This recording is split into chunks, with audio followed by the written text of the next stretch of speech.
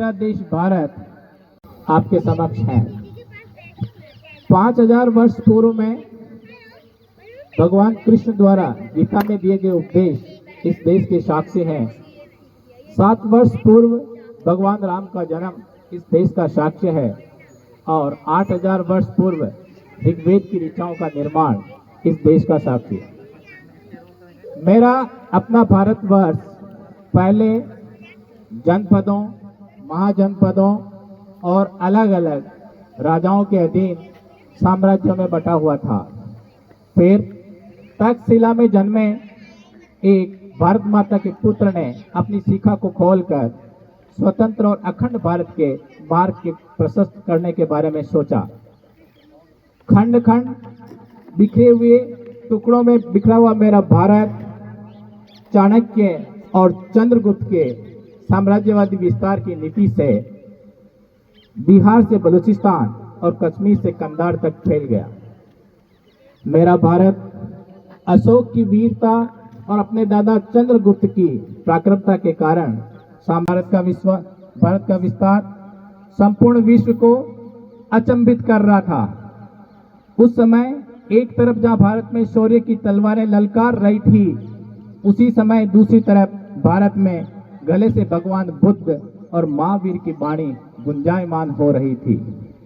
भगवान कृष्ण के कर्मयोग की सिद्धांत, जिसमें मैं सीधे हाथ से कार्य करता हूं तो विपरीत हाथ से मेरी विजय अवश्य होगी, उस पर बढ़ते हुए भारत अपने वैभव और संपदा के शिखर पर पहुंच गया और भारत विश्व में सोने की चिड़िया कहलाया जाने लगा। भारत की चमक सुदूर देशों तक फैल गई तो विदेशों में बैठे हुए आक्रमणकारियों और आक्रांताओं ने भारत को लूटने की योजना बनाई और उन लुटेरों की गिद्ध दृष्टि से भारत में बच नहीं सका कुछ भी। मेसोपोटामिया का राजा सिकंदर महान भारत की सीमा तक पहुंच गया था, परंतु भारत में पंजाब प्रांत के परिश्रमी राजा पोरुस ने उनको धूल चटा दी और सिकंदर को वहीं तक रोक दिया। सिकंदर खाली हाथ ही मर गया और यूनान के आदिवासियों ने उसकी हत्या कर दी।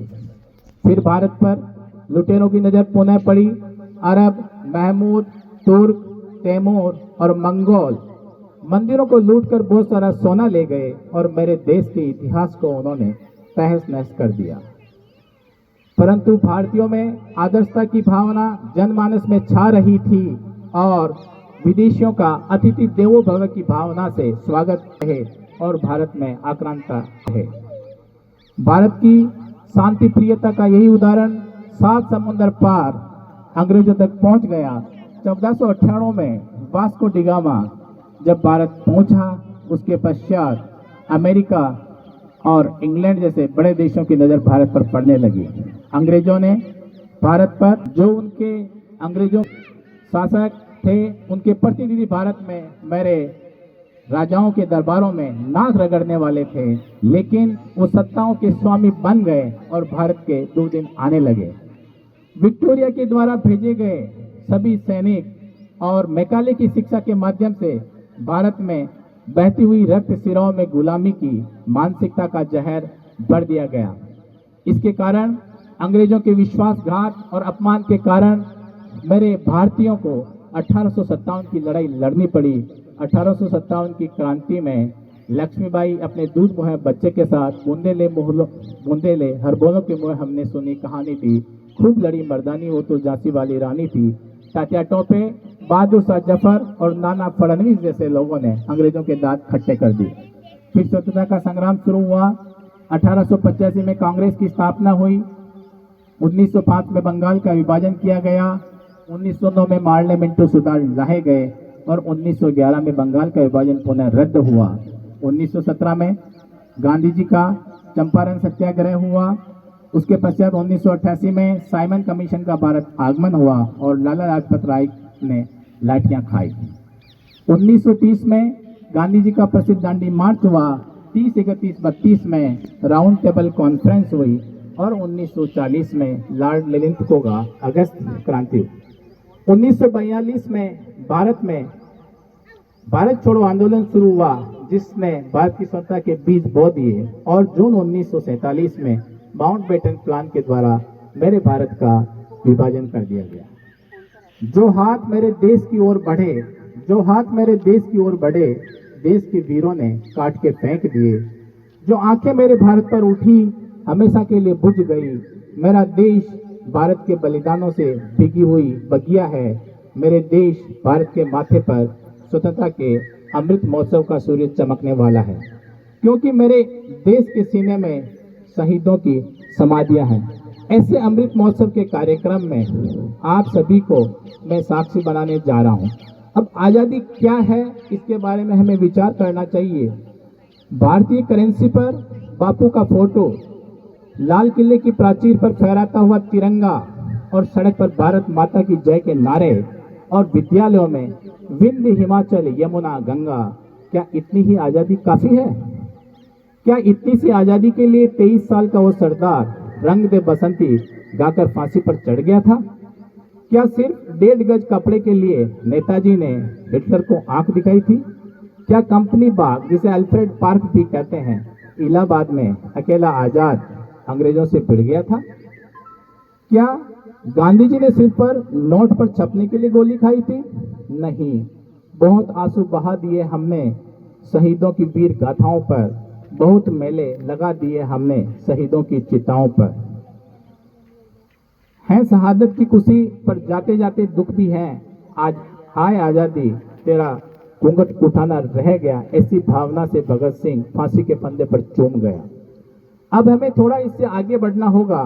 हमें भारतीय संविधान में बाबा साहब द्वारा दी गई we the people of India, अर्थात हम भारत के लोग भारत को संपूर्ण प्रभुत्व संपन्न समाजवादी लोकतंत्रात्मक धर्मनिरपेक्ष गणराज्य बनाने के लिए तथा उसके समस्त नागरिक को सामाजिक आर्थिक राजनीतिक न्याय विचार अभिव्यक्ति विश्वास धर्म और उपासना की स्वतंत्रता से थोड़ा सा आगे बढ़ना होगा, आगे निकलना होगा। अर्थात we the people of India का पन्ना सभी को एक बार पुनः पढ़ना होगा।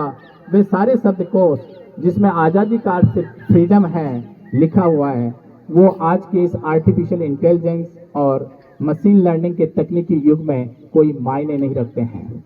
इस देश में आज़ादी का अर्थ 1 या 2 नहीं है, 135 करोड़ है। आज़ादी वो है जिसके लिए हमें प्रयास करना चाहिए। जब युवा अपने सपनों के दरख्त को फलने से न डरे और टूटी हुई चप्पल में चलने वाला मेरा भारत का किसान डिजाइनर जूतों के साथ चलने से न डरे। आज़ादी वो है जब झुके हुए सरों का मुकद्दर बदल जाए और खोलियों के दिल से हवेलियों का डर निकल जाए। आज़ादी वो है जब हौसले की चिड़िया बाधाओं का पिंजरा तोड़ दे, क ख और ग पढ़ने वाले ABC और D पढ़ने वालों से डरना छोड़ दे। आज़ादी वो है जब अमन के गीत गाते हुए गले से लहू ना आए और केसर की क्यारियों और अमरूदों के मौसम में बगीचों से बारूदों की बू ना आए। कब तक इतिहास पर जमी धूल माथे पर लगाते रहेंगे? अबर जमान ज्योति को अगर जलाए रखना है तो हमें उसकी जड़ों में नए ईंधन से सींचना होगा, नए ईंधन को भरना होगा। 1947 का सब्सक्रिप्शन आज़ादी के अमृत महोत्सव में 1921 में पुनः हम रिन्यू करना होगा। इसके लिए बेखौफ जीना हमारा सबका हक है और यह हक बुनियादी भी है। घबराओ मत, बढ़ते रहो, बस अगले मोड़ पर थोड़ा सा और दूर आज़ादी है आपका इंतजार कर रही है। इन्हीं भावनाओं को व्यक्त करने के लिए मैं आज के समारोह के मुख्य अतिथि महोदय परम सम्माननीय प्राचार्य महोदय GS मीणा सर से अनुरोध करता हूं, मंच पर पधारें। सम्माननीय प्राचार्य महोदय।